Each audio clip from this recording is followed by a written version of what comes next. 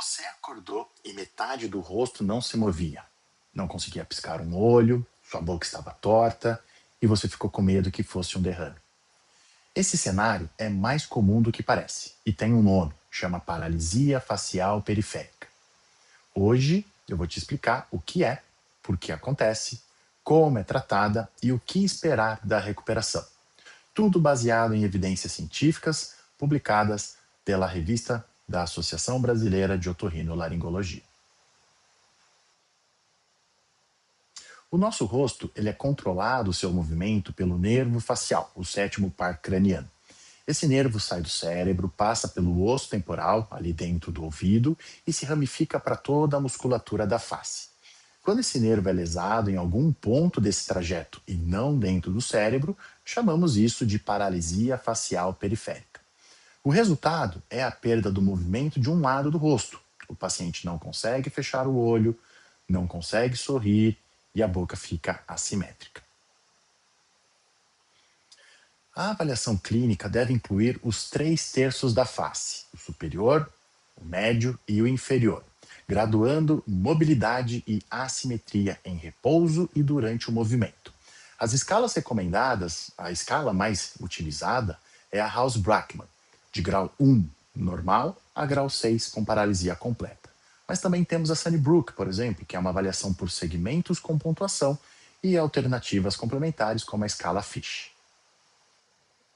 A paralisia periférica tem várias causas. Identificar a causa certa é fundamental para o tratamento correto. Vou te apresentar as principais causas. A primeira, paralisia de Bell, também conhecida como paralisia facial idiopática. É a causa mais comum, representando cerca de 60 a 70% dos casos. A causa exata ainda não é totalmente conhecida, mas acredita que possa envolver uma inflamação e compressão do nervo facial, possivelmente desencadeada por reativação de vírus, principalmente aqueles do grupo herpes. O tratamento precoce com corticosteroide é a principal recomendação baseada em evidências. Segunda causa comum é a síndrome de Hansen-Hunt, causada pela reativação do vírus varicela zoster no gânglio geniculado ali do nervo facial. Além da paralisia, o paciente apresenta vesículas ali na região da entrada da orelha, que é o herpes zoster óticos, e frequentemente perda auditiva e tontura. O prognóstico é pior do que na paralisia de Bell. Outras causas, a otite média aguda ou crônica, ou seja, a infecção do ouvido, trauma com fraturas do osso temporal, tumores do tipo colesteatoma, tumor de glândula parótida, neuroma do facial, neurinoma, chivanoma, causas congênitas como a síndrome de Moebius, trauma de parto, doenças sistêmicas como doença de Lyme, sarcoidose ou diabetes.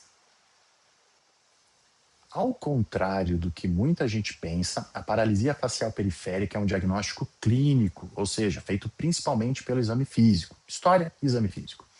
Mas alguns exames complementares são fundamentais em situações específicas. Vamos lá. O exame clínico.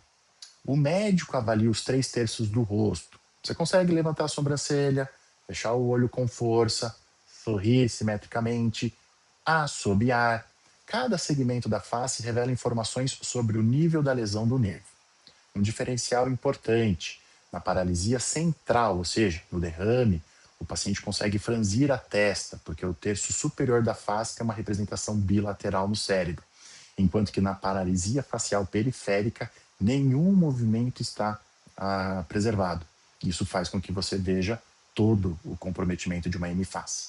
Quando que a gente pede exames de imagem? De acordo com uma task force publicada da Sociedade Brasileira de Otologia, exames de imagem devem ser realizados em casos de ausência de recuperação dentro de 2 meses, paralisia recorrente, piora progressiva dos sintomas, suspeita de tumoração ou trauma e sinais atípicos que sugiram uma causa central. A eletroneuromiografia e a eletromiografia são exames neurofisiológicos mais relevantes para a avaliação prognóstica, especialmente nos casos mais graves.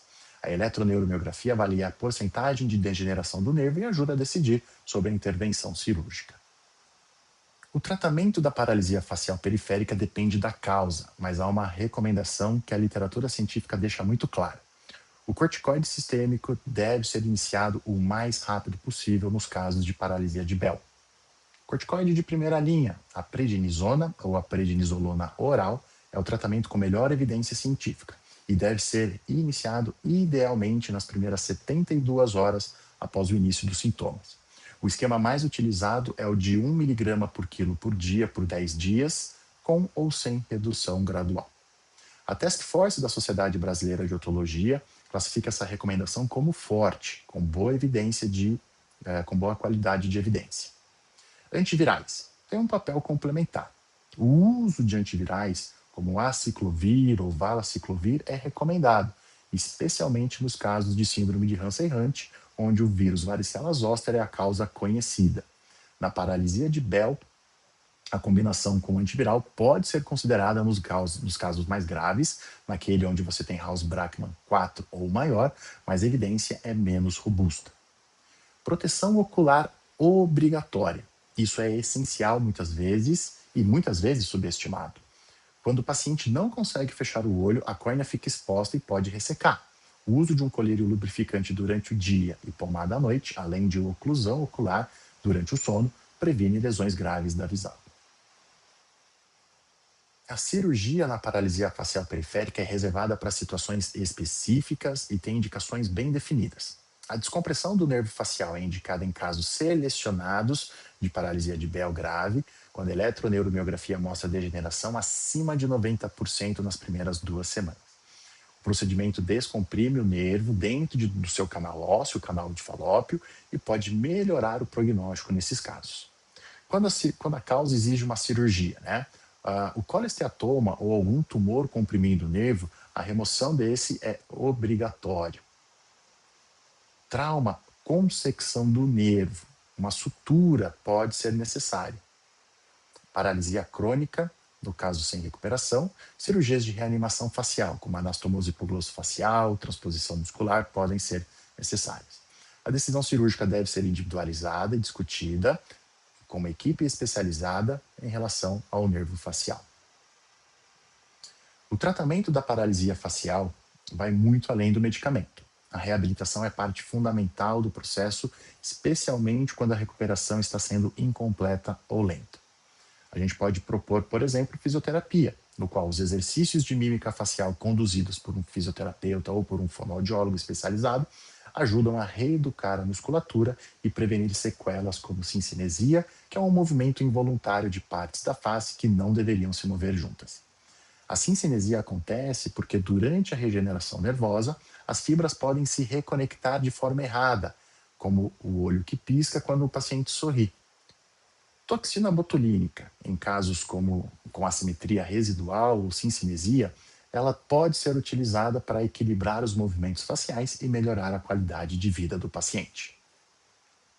A boa notícia é que a maioria dos casos de paralisia de Bell se recupera bem, especialmente quando o tratamento é iniciado precocemente.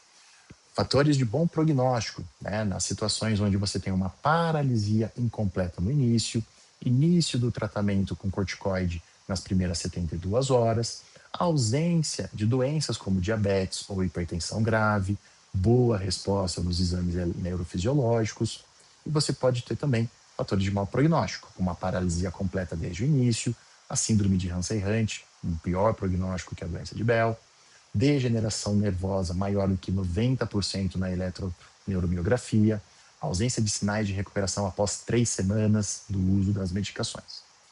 Nos casos de paralisia de Bell tratados adequadamente, estima-se que mais de 70% dos pacientes tenham recuperação completa ou quase completa, enquanto que na síndrome de Hansen-Hunt esse número é menor do que 50% a 60%.